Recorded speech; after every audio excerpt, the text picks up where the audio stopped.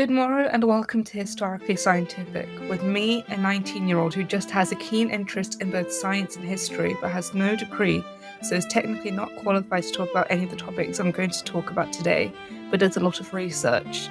On this channel, we delve into the strange, the scientific, and spectacularly human sides of history. From medical curiosities to forgotten revolutions, from ancient inventions to grim rituals, I aim to explore both the lovely and frightfully gory sides of our shared past.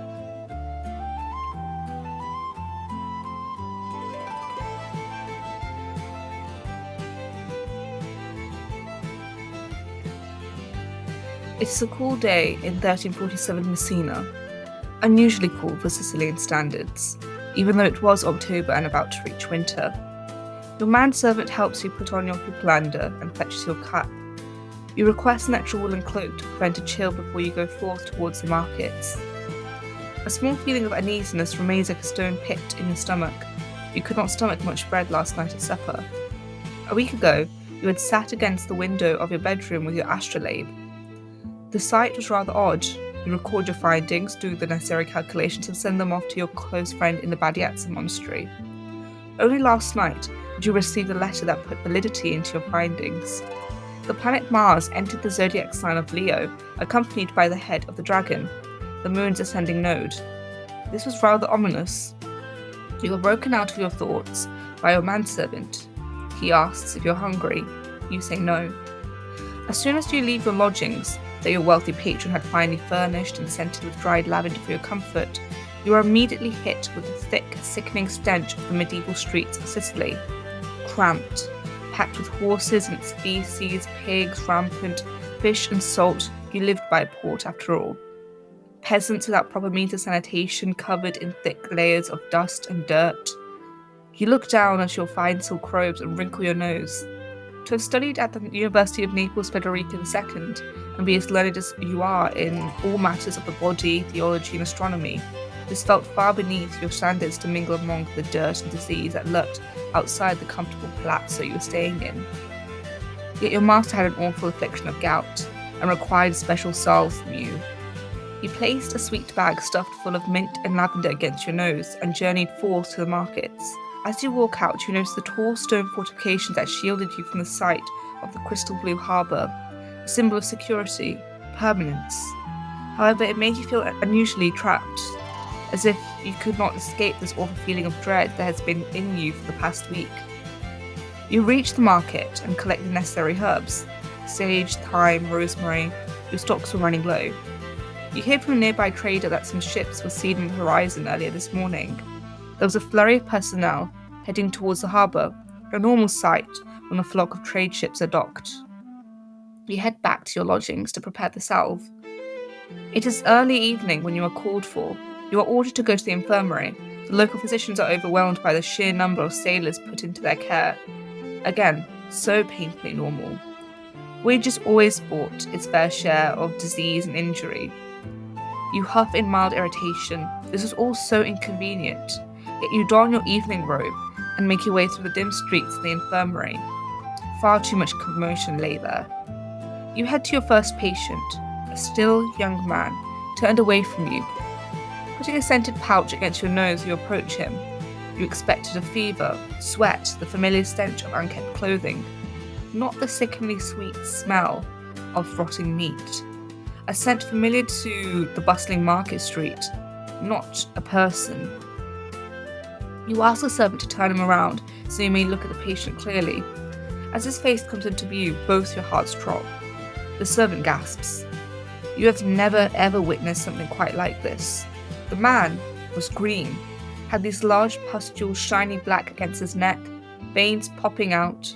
The poor man, no boy, shivering despite a woolen robe being put on him. You check his hand, the stench was coming from his hand. The flesh was rotting. You felt ill looking at him, but this was no unique case. As you look around, all the sailors and longshoremen had the same affliction. Some were coughing blood, and some were just still. You are reminded of your astrological findings. Mars is considered an intensely hot, dry and malevolent planet, associated with anger and pestilence. Because it went retrograde, Mars must be forcefully attracting and igniting evil vapors from the Earth and sea, corrupting the atmosphere and generating the deadly miasma. As you look upon the grave situation, you couldn't help but think forlornly, this felt like the beginning of the Great Pestilence. When most people think of the Black Death, they imagine a disease that swept across Europe, killing millions of people, while medieval physicians stood powerless to stop it. However, the reality is far more complex. Although 14th century medicine lacked the scientific knowledge needed to understand bacteria or antibiotics, several physicians made remarkably accurate observations about the disease through careful study and experience. Their work helped shape the future of medicine and laid important foundations for epidemiology, anatomy, and surgery. Today I'll discuss three of the most significant physicians of the Black Death: Guy de Chauliac, Gentil de Foligno, and Ibn al-Khatib. Before examining these physicians, it is important to understand what modern medicine now knows about the disease they were trying to treat. Today we know that the Black Death was caused by the bacterium Yersinia pestis, a gram-negative bacteria capable of infecting both animals and humans. Unlike medieval physicians, we understand that the disease was not caused by divine punishment, poisonous air, or an imbalance of bodily humours. Instead, plague is a bacterial infection that primarily circulates among rodents and other mammals before being transmitted to humans. The most common route of infection occurred through infected fleas. Fleas feeding on infected rats or other rodents became carriers of Yersinia pestis. When these fleas later bit humans, they injected the bacteria into the bloodstream. Humans could also become infected through direct contact with infected animal tissue or bodily fluids, by consuming infected meat, or through respiratory droplets when a patient developed pneumonic plague. Once pneumonic plague appeared, the disease could spread directly from person to person through coughing and sneezing, making outbreaks particularly devastating in densely populated medieval towns. Modern medicine identifies 4 forms of plague. The most common is bubonic plague, in which the bacteria travels to the lymph nodes following a flea bite. Patients develop large painful swellings called buboes, usually in the neck, groin, or armpits, alongside fever, chills, weakness, and severe body pain. If the bacteria enters the bloodstream, the infection develops into septicemic plague. This form destroys body tissues, causing internal bleeding, gangrene, and multiple organ failure, and was frequently fatal within days. The most dangerous form, however, as I mentioned before, is pneumonic plague, where the bacteria infects the lungs. Patients suffer chest pain, severe pneumonia, coughing, and bloody sputum, while transmitting the disease directly to others through airborne droplets. Unlike bubonic plague, pneumonic plague spreads rapidly between people and requires immediate treatment. A much rarer form is pharyngeal plague, which infects the throat following the consumption of infected meat.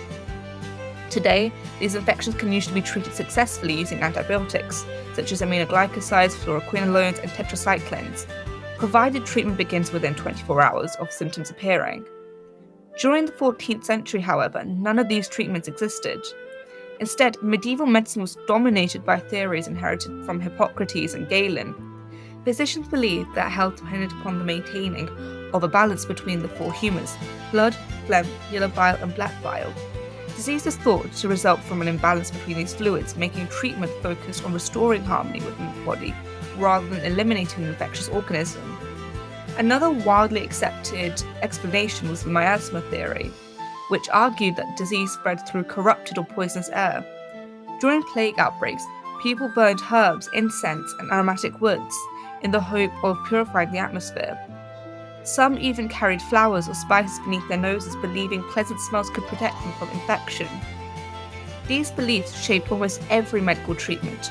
Physicians commonly practiced bloodletting, using lancets or leeches to remove what they believed was contaminated blood.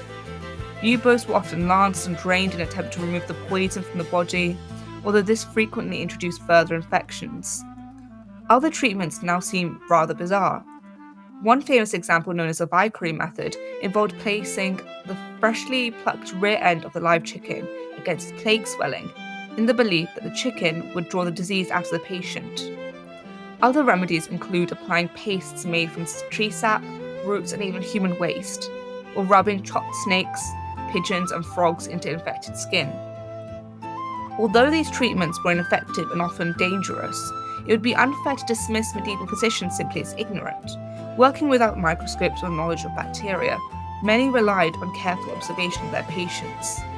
Some began recognizing patterns that challenged traditional beliefs, and, remarkably, a few came surprisingly close to understanding how infectious diseases actually spread. One of the greatest examples of this was Guy de Chauliac, whose first-hand observation of the plague would become some of the most important medical records of the 14th century. Guy de Chauliac, the father of surgery. One of the most influential physicians during the Black Death was Guy de Chauliac. Born around 1300 into a poor peasant family in France, Chauliac was able to study medicine through an ecclesiastical scholarship. He trained at the University of Montpellier, one of Europe's leading medical schools, before continuing his studies in anatomy under Nicola Bertuccio at Bologna, and later completing his surgical training in Paris. By 1325, he had earned his Master of Medicine and eventually became physician to 3 successive popes at the papal court in Avignon. This position placed him at the center of one of the worst plague outbreaks in Europe. Unlike many physicians, Guy contracted the plague himself, but survived after suffering from the disease for approximately 6 weeks. His survival allowed him to carefully observe the epidemic while continuing to treat patients, making his writing one of the most valuable eyewitness medical accounts of the Black Death. Writing about the epidemic in Avignon, Chauliac described what he believed were 2 different forms of the plague. The first lasted approximately 2 months and was characterized by continuous fever and spitting blood, with death occurring within 3 days. Modern historians recognize this as an accurate description of the pneumonic plague, the form capable of spreading directly from person to person through respiratory droplets. The second form lasted throughout the remainder of the epidemic and involved continuous fever together with ulcers, boils, and painful swellings beneath the arms and groin, with death usually occurring within 5 days. These swellings were the characteristic buboes associated with the bubonic plague. Chauliac wrote, "The great death toll began in our case in the month of January and lasted for the space of 7 months." Perhaps his most remarkable observation concerned contagion. He wrote that it was of so great contagion, especially when there was spitting of blood, that not only through living in the same house, but merely through looking, one person caught it from the other.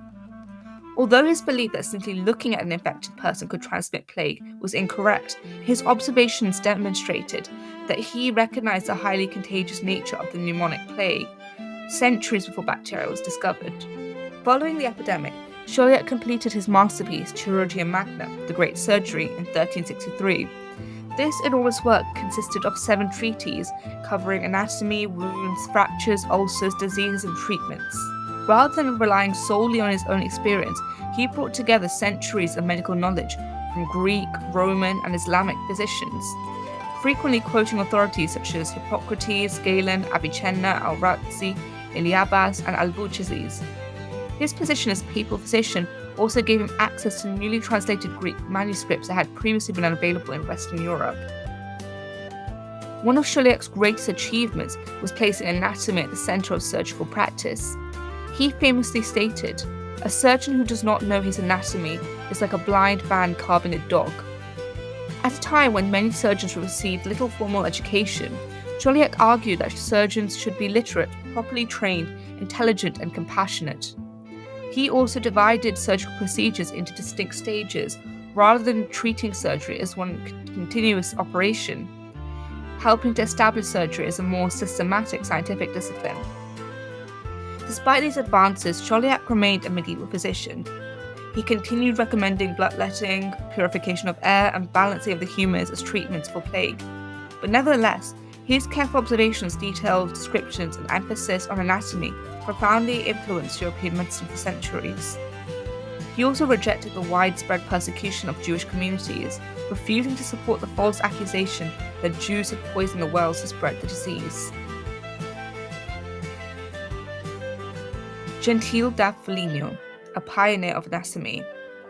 Another important physician during the Black Death was Gentile da Foligno, an Italian professor of medicine who taught at the universities of Bologna, Padua, Siena, and Perugia.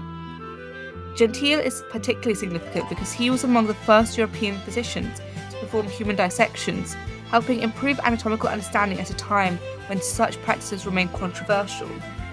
His work demonstrated the growing importance of direct observation rather than relying entirely upon ancient authorities. He wrote numerous medical texts, including commentaries on Avicenna's Canon of Medicine, one of the most influential medical works of the medieval world. His respect for Avicenna was so great that later historians refer to him as the most subtle investigator of Avicenna's teachings. Gentile also produced original research into the relationship between the kidneys, urine, and the heart. Studying cadavers through dissection, he suggested that urine passed through the small porous tubules in the kidney before reaching the bladder. He also connected urine colour and pulse rate with disease, leading some historians to describe him as history's first cardio-nephrologist. During the Black Death, Gentile wrote Concilium contra Pestilentiam, a widely read medical guide advising cities how to prevent plague. His recommendations reflected contemporary medical theory, however, encouraging people to avoid corrupted air, maintain a healthy diet, and take preventative medicines such as theriac, a famous medieval compound believed to protect against poisoning and disease. Although these recommendations were based largely upon the miasma theory rather than modern microbiology, they represented one of the earliest organized attempts to produce practical public health advice during an epidemic. Ironically, despite dedicating his career to understanding disease, Gentile unfortunately himself succumbed to the plague in 1348, demonstrating how powerless even the great physicians remained against the epidemic. Ibn al-Khatib, a revolutionary theory of contagion. Perhaps the most remarkable physician of the Black Death was Lisan al-Din ibn al-Khatib, a physician, historian, philosopher, poet, and politician serving the Nasrid court in Granada. The plague of 1348 to 1349 devastated Granada, killing approximately one-third of its population while threatening the political and economic stability of Islamic Spain. Unlike many contemporaries, Ibn al-Khatib attempted to understand the epidemic through observation rather than unquestioningly accepting traditional explanations. Although miasma theory was the most dominant throughout both Christian Europe and the Islamic world, Ibn al-Khatib argued that disease spread through contagion. In his treatise, Muqni'at al-Sa'il and al-Marad al-Ha'il, the sufficient answer for the questioner concerning the terrible disease, he declared that reliable knowledge should come from experience, investigation, insights, personal observation, and reliable reports. This approach was remarkably modern. Rather than beginning with religious or classical authority, he began with evidence. He observed that people who had direct contact with plague victims usually became infected, while those without contact often remained healthy. He recognized that clothing and household objects could transmit disease, writing that garments, vessels, and even jewelry belonging to infected individuals could spread the plague to healthy people. He also recognized geographical patterns. He observed that the plague frequently appeared in healthy coastal towns only after infected travelers arrived by sea, noting that outbreaks consistently followed the arrival of ships from infected ports. Today we know these ships often carried infected rats and fleas, making his observation extraordinarily perceptive. Even more remarkably, Ibn al-Khatib described successful isolation.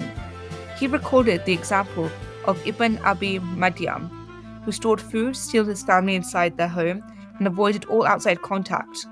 Although the surrounding town was devastated, nobody within the household became ill. He also noted that isolated rural communities and nomadic groups living in tents often escaped plague altogether because they had limited contact with the infected populations. These observations anticipated later principles of quarantine, isolation, and epidemiology by several centuries. Unfortunately, Ibn al-Khatib's idea challenged accepted religious interpretations of disease. His emphasis on contagion and empirical observation contributed to accusations of heresy and atheism. Forced into exile, he was eventually imprisoned and is believed to have been strangled in prison in 1374. Despite this tragic end, modern historians regard Ibn al-Khatib as one of the earliest physicians to formulate a coherent theory of infectious disease transmission based upon evidence rather than authority. In conclusion, although none of these physicians discovered Yersinia pestis, or developed an effective cure. Each transformed medical knowledge in important ways.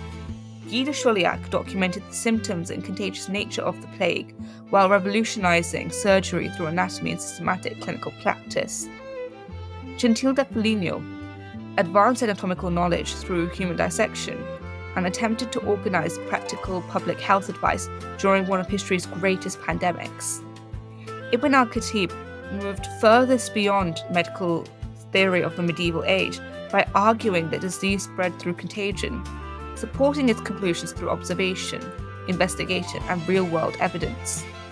Together, these physicians demonstrate that medieval medicine was not simply a period of superstition and failure. Even within the limitations of humoral theory and miasma, they observed carefully, questioned accepted beliefs, and laid the intellectual foundations upon which later discoveries in anatomy, surgery, epidemiology, and germ theory would eventually be built. Thank you all for listening. In the description, I will list all my sources so you can check it out and learn more. In the next video, I will discuss more about the particular remedies used to treat the Black Death, from scented pouches to raw meat, so please do stay tuned for that. If there is anything you feel was incorrect or miscommunicated in this video, do let me know in the comments below. If you like this video, like, comment and subscribe. Have a good rest of your day, and I hope to see you all soon.